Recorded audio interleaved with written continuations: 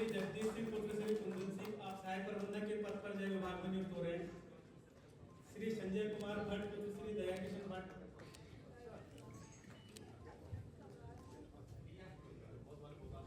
श्री नीरज नेगी पुत्र श्री अर्जुन नेगी,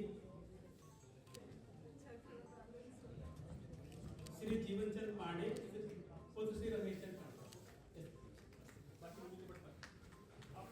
बाकी लोग अपने सेक्टर यहाँ ले लेंगे। माननीय प्रोफेसर आप ये सरकारी क्षेत्र की परियोजनाओं की ग्राउंडिंग करने का प्रयास करेंगे।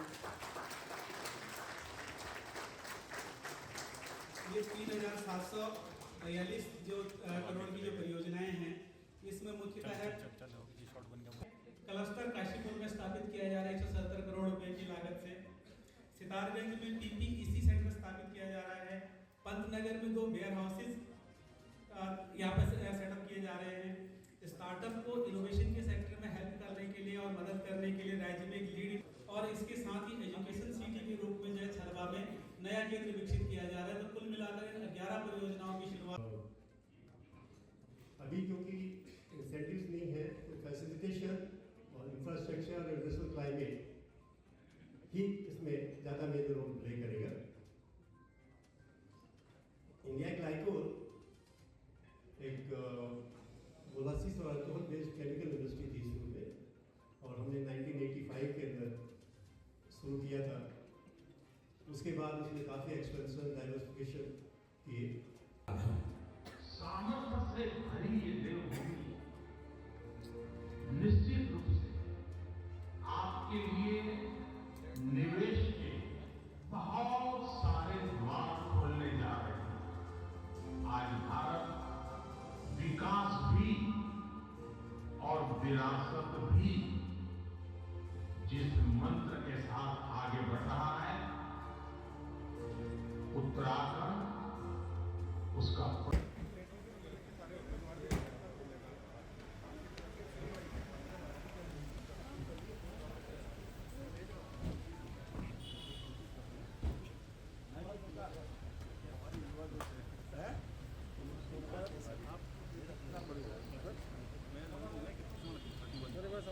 मैंने तो 16 साल बढ़े हैं।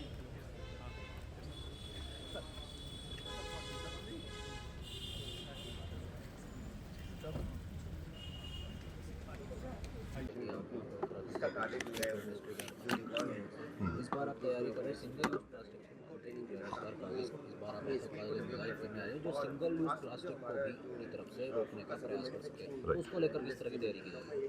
देखिए, ये हमारा एक बड़ा एम्बिशियस प्रोजेक्ट है, और जैसा मैंने बताया कि ये पूरे देश में पहला इस तरह का प्रोजेक्ट आ रहा है, और इवन एशिया में भी ये सबसे बड़ी मशीन होगी जो हम लगा रहे हैं, सबसे बड़ा प्लांट होगा ये। तो इसमें हम जो पेपर बनाएंगे वो पेपर इस तरह की प्रॉपर्टीज़ होंगी उस पेपर में जो कि प्लास्टिक में होती है। जैसे कि उसमें किसी भी प्रोडक्ट को सेफ रखने की क्षमता, उसमें कोई भी बैरियर जैसा हमें चाहिए होता है कि अंदर का प्रोडक्ट जैसे खाद्य पदार्थ होते हैं वो ख़राब नहीं, तो उस तरह की कोटिंग उस पेपर पे की जाएगी, और ये पूरी तरह से एनवायरमेंटली फ्रेंडली होगा। तो इससे तो ये हमारा बड़ा एम्बिशियस प्रोजेक्ट है, और हमें उम्मीद है कि ये पूरा हिंदुस्तान में, खाली उत्तराखंड में नहीं, इसका पूरा मार्केट हमें हिंदुस्तान में मिलेगा, और ग्लोबली भी हम समझते हैं कि हम इसको एक्सपोर्ट कर पाएंगे यहाँ से। ठीक है।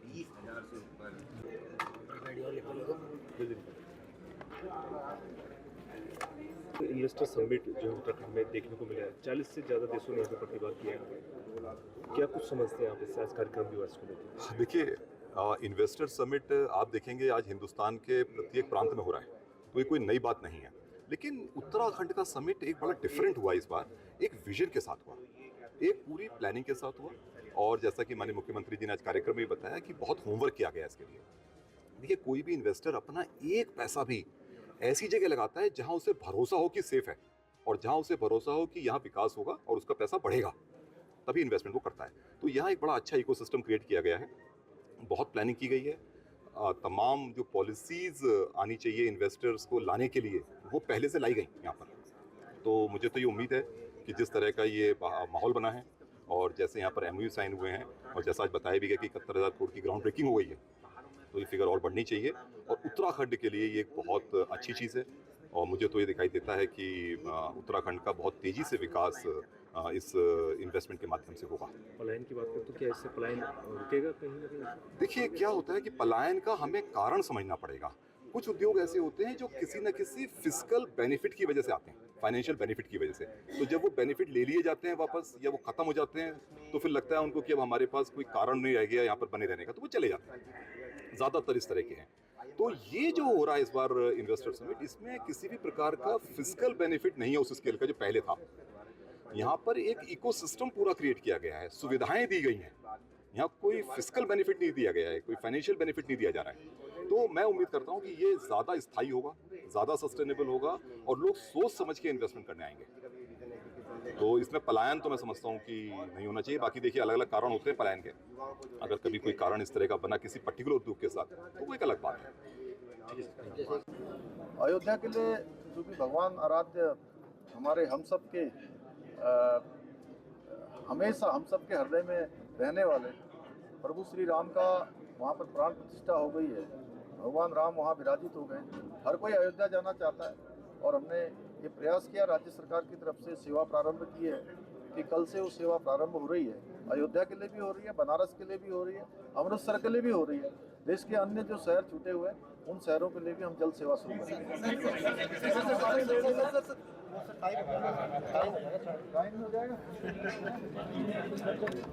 किस तरीके से इस लक्ष्य को आप लोग प्राप्त कर रहे हैं?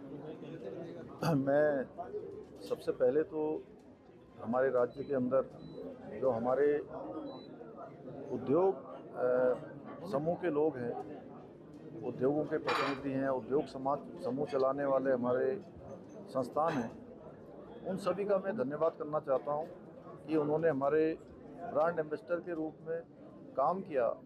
लगातार हमको बहुत सारी अपने सुझाव दिए, संवाद किया, बहुत सारे भविष्य में क्या काम हो सकते हैं उन सब के बारे में बताया और हर पल उन्होंने हमारा साथ दिया। फिर मैं माननीय प्रधानमंत्री जी का भी उत्तराखंड की देवतुल्य जनता की ओर से धन्यवाद करना चाहता हूं कि उन्होंने इस पूरे इन्वेस्टर समिट से लेकर कैसे उद्योग निवेश यहाँ बढ़ाया जा सकता है, किस प्रकार से यहाँ पर वेडिंग डेस्टिनेशन होना चाहिए, उसकी परिकल्पना देश दुनिया के सामने उत्तराखंड के लिए रखी। उसके कारण से आज हमको लगभग 71,000 करोड़ रुपए की ग्राउंडिंग हो चुकी है, जो कि एक बहुत बड़ी राशि है। 20% लगभग ये राशि है जो टोटल हमारे MOU हुए हैं और संभवतः MOU के बाद इतनी बड़ी ग्राउंडिंग कम देखने को मिलती है। इसमें हम सबको ये प्रोत्साहित करती है, हमारे अंदर ऊर्जा भी लाती है और आगे के लिए हमको और काम करना है।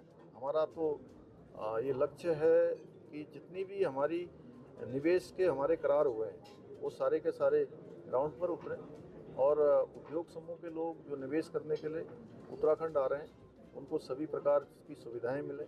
उनसे मैं आग्रह भी करा है, शुरू से हमने ये भी कहा है कि हम उद्योग समूह को, उन निवेशकों को प्राथमिकता देंगे जो उत्तराखंड के नौजवानों को, युवाओं को अधिकतम रोजगार देने का काम करेंगे। नकल विरोधी कानून, समान नागरिक संहिता के बाद अब दंगाइयों के लिए